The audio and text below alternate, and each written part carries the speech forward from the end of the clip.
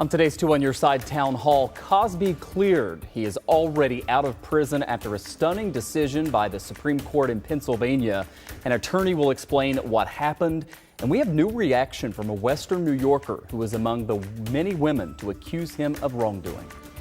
Plus, a viewer asked our Verify team about a viral video supposedly taken near the brink of the falls. We get to the bottom of that.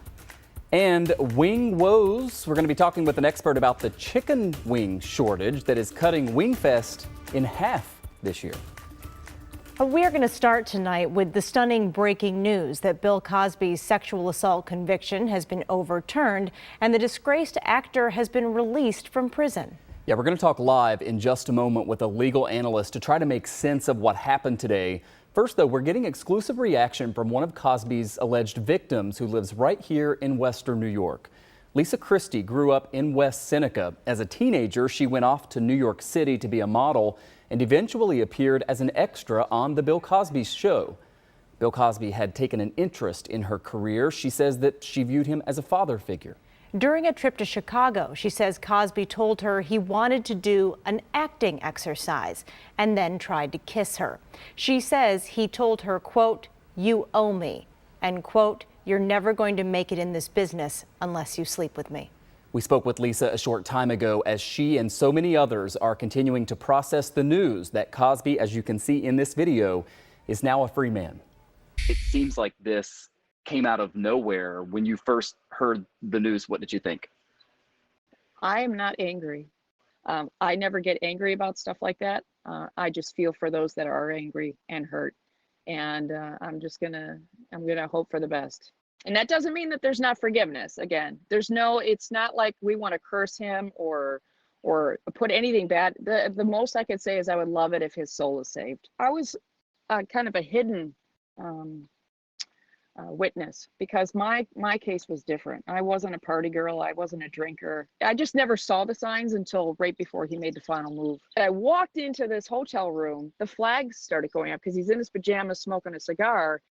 When he made the move, I was actually on the couch and he wanted to do an acting exercise. It's called Imagine Action Exercise. He said, "Close your eyes." And that's when he started to try to kiss me like a boyfriend. And I thought I was going to throw up because, it's like your dad giving you a kiss like that. And I said, "What are you doing?" And he said, "That you said you loved me." I said, "Like a dad?" So it was like a process. And he said, "Well, you owe me." I said, "I've never asked you for anything." And he said, "Well, you're never going to make it unless you have sex with me." And I said, "I will make it without you." I loved him like a father. My dad was busy working, so he kind of filled in the gaps. And I think he took advantage of that. So they need me as a witness. I will be there because I saved everything. Apparently, I'm one of those that write on envelopes, Michael. Every note, I talked to Bill at this time. His secretary called me and booked this flight. I saved everything, even when I was on the show. What is next for you and the other women who have come forward with these allegations against Bill Cosby? Well, I could say this is that I'll probably have a conversation later tonight with a few of them and see what their next steps are, just to prove that this is a personality type, a character, habitual pattern in a man that has been doing this since the 60s. And if it takes me to represent all these women to show this is the truth, it is the truth. Lisa talking to us there from her home in East Amherst. And I asked her, what's it like anytime there are developments in this case, right? There were 2 separate trials. Now you have him getting out of prison, and so many of his victims just have to relive everything that they went through. And she relived it as she recounted it there to us. Yeah, over again. And there are so many questions now. And joining us live is Dennis Vacco, former U.S. Attorney and State Attorney General. He's now a partner at Lippis Mathias. Dennis, thanks for being with us tonight. Okay, thanks for having me. It's always a pleasure to be with you.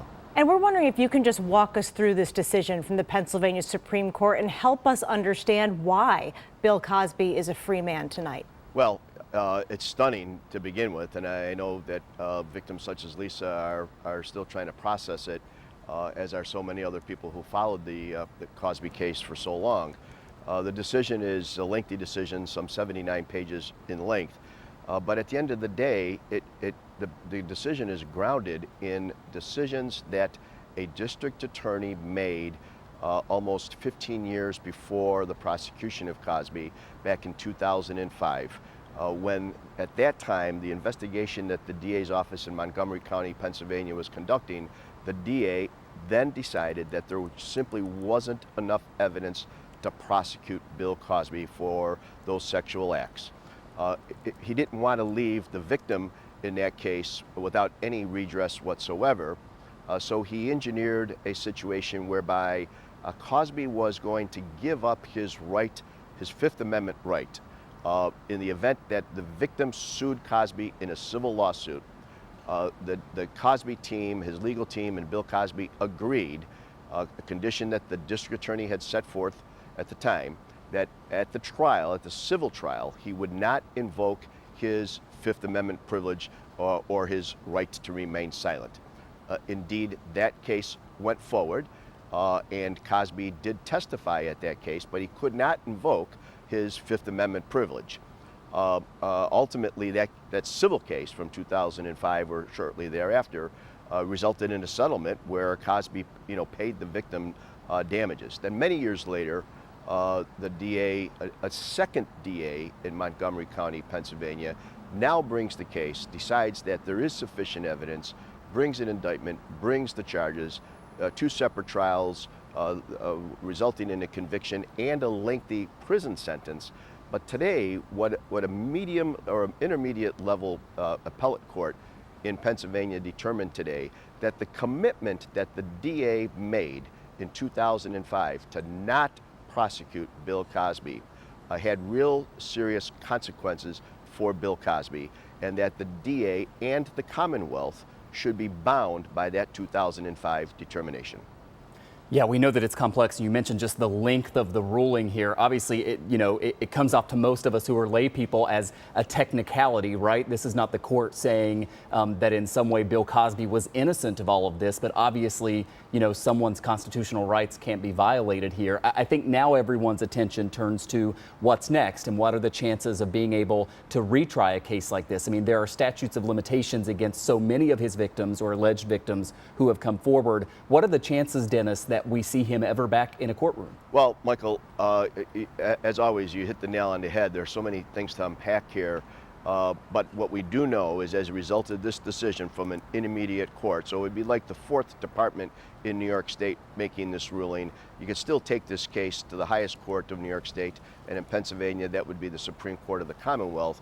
So the DA could appeal this case, but the decision is pretty strong. I mean, there's a strong language in the decision about fundamental fairness that flows to Bill Cosby. And you're correct, this is not an exoneration to say that he didn't do these acts, but it says that he was entitled to certain rights, and those rights were violated, and therefore he's entitled to be now exonerated. So this case is over, at least until there's an appeal, although the likelihood of an appeal, given the strong language in this decision, I think is slim. So he can't be retried as it relates to this particular victim.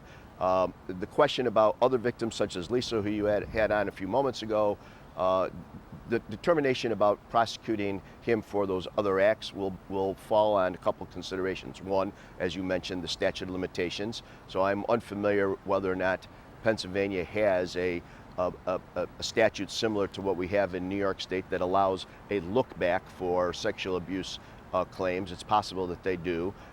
It would have to be applied to adults because these victims at the time were beyond the age of 18. So statute of limitations becomes a big question, and the status of the proof. So if the proof wasn't there in 2005 and the proof wasn't there in 2018, 2019 timeframe when he was being convicted, chances are it's not going to be available to a prosecutor today. Dennis, I want to focus on the survivors for a moment. The Rape, Abuse, and Incest National Network, or RAINN, said that the ruling isn't justice. They're concerned about the message it sends to abuse survivors. And you have so many women who came forward with accusations against Bill Cosby. If they can't see justice by seeing him behind bars, what about civil cases? Is there any hope in that arena? Well, Kate, yes, indeed there is. And as a matter of fact, the victim, who was the focus of the criminal case, had her day in court back in the first decade of the new century, and it was a result of the DA's decision not to prosecute Cosby.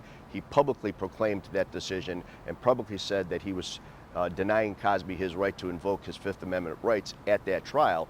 That trial, the civil trial for this victim in the case that ultimately resulted in the conviction, she ended up with a monetary award. So again, going back to Michael's issue a few moments ago, the statute of limitations becomes potentially a big impediment for these victims to sue. But assuming that the statute of limitations gives them that opportunity, they still have their shot in civil court. Yes, so much focus on Bill Cosby tonight, and Kate properly bringing up the survivors of the alleged abuse that he perpetrated over decades. Analysis tonight from Dennis Vacco. We really appreciate you coming over and joining us from just outside our studio, Dennis. Thank you. Thanks, Michael. Thanks, Kate. And more to come this Wednesday. If this doesn't make you feel even just a little bit bad for ever complaining about mowing the lawn, I don't know what will, honestly. Questions to our verified team about this eye-catching video, and the answers are next. Mowing the lawn stinks no matter where you are. We're glad you're here with us. The Town Hall returns after this.